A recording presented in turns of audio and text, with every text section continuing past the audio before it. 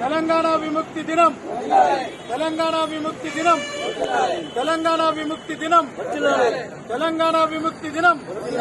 వర్ధిల్లాలి తెలంగాణలో ప్రజారాజ్యం, వర్ధిల్లాలి తెలంగాణలో ప్రజారాజ్యం, వర్ధిల్లాలి తెలంగాణలో ప్రజారాజ్యం. మిత్రులారా, దేశానికి 1947 ఆగస్టు 15వ తేదీన స్వాతంత్ర్యం వస్తే మన తెలంగాణకు సంవత్సరం దాటిన తర్వాత సెప్టెంబర్ 17వ తేదీన స్వాతంత్ర్యం రావడం అనేది జరిగింది. ఈ దేశంలో జమ్మూ కాశ్మీర్లో అట్లాగే మన హైదరాబాద్ సంస్థానం, ఈ సంస్థానాలన్నీ కూడా బ్రిటిష్ సామ్రాజ్యవాదానికి లోబడి వ్యవహరించేటటువంటి, మన తెలంగాణలో కూడా నిజాం నవాబు బ్రిటిష్ వాళ్లకు పన్నులు కప్పాలన్నీ కూడా కట్టి ఇక్కడ రాజ్యం వెళ్తున్నటువంటి పరిస్థితి. బ్రిటిష్ వాడు 1947 ఆగస్టు 15వ తేదీ అర్ధరాత్రి పూట తన ఇంగ్లాండ్కి వెళ్లిపోతే ఇక్కడ ఉన్నటువంటి నిజాం నవాబు మాత్రం బ్రహ్మాండంగా పరిపాలన సాగించిండు.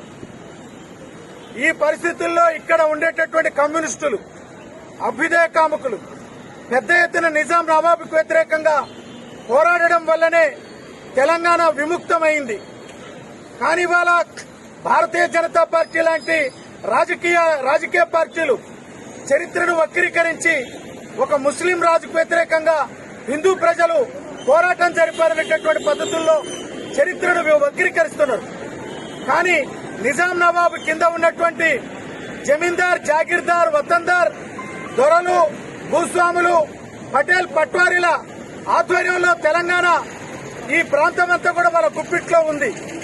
దీనికి వ్యతిరేకంగా సంఘం పెట్టి కమ్యూనిస్టు పార్టీ దున్నేవాడికే భూమి కావాలని, గీసేవాడికే చెట్టు కావాలని, గ్రామ రాజ్యాలు ఏర్పడాలని, గ్రామాల్లో అభివృద్ది జరగాలని పెద్ద ఎత్తున ప్రజలు తిరగబడి పోరాడినరు.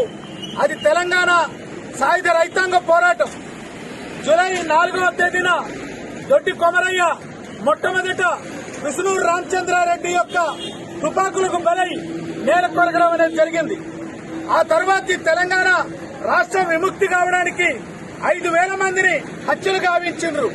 నిజాం సంబంధించినటువంటి సైన్యం, జమీందార్, జాగీర్దార్లకు సంబంధించిన ప్రైవేట్ రౌడీలు, గుండాలు, అట్లాగే నిజాం, నెహ్రూ సైన్యం ఈ రకంగా అనేక రకాల పద్ధతుల్లో దాడులు, దౌర్జన్యాలు జరిపితే దున్నేవాడికే భూమి కావాలనే ఈ తెలంగాణ ప్రాంతం విముక్తి కావడానికి జరిగినటువంటి పోరాటంలో లక్షలాది మంది గాయపడ్డారు, వేలాది మంది నేల కొరిగిండ్రు.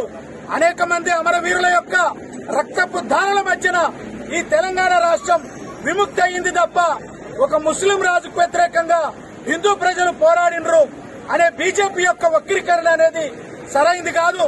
ఈ తెలంగాణ రాష్ట్రం ఇలా ఏర్పడడానికి కానీ, తెలంగాణ విముక్తి కావడానికి కానీ ప్రజలు చేసినటువంటి విరోచితమైనటువంటి పోరాటాలు, తుపాకులు పట్టిండ్రు, నిజాం నవాబుకు వ్యతిరేకంగా పోరాడినరు, బ్రిటిష్ సామ్రాజ్యవాదానికి వ్యతిరేకంగా పోరాడినరు, దొరలు, భూస్వాములు, జాగీర్దారులకు వ్యతిరేకంగా పోరాడినరు.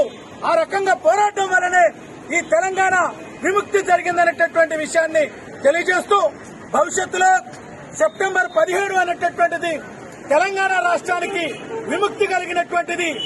చిట్ట చివరి నిజాం నవాబు భారత సైన్యానికి లొంగిపోయినటువంటి దినం, తెలంగాణ ప్రజలు స్వేచ్ఛగా వాయువుల్ని పీల్చినటువంటి దినం. అందుకని ఈ సందర్భంగా ఎవరైతే ప్రాణాలు వడ్డి దొడ్డి కొమరయ్య లాంటి అనేక మంది వీరులు ఆత్మ బలిదానమై ఈ తెలంగాణ రాష్ట్రం వచ్చిందో వాళ్ళందరికీ ఈ సందర్భంగా జోహార్లు అర్పించవలసినటువంటి అవసరం ఉంది. జోహార్ తెలంగాణ అమర వీరులకు, జోహార్ తెలంగాణ అమర వీరులకు, జోహార్ తెలంగాణ అమర వీరులకు, జోహార్ తెలంగాణ అమర వీరులకు, జోహార్ దొడ్డి కొమరయ్య.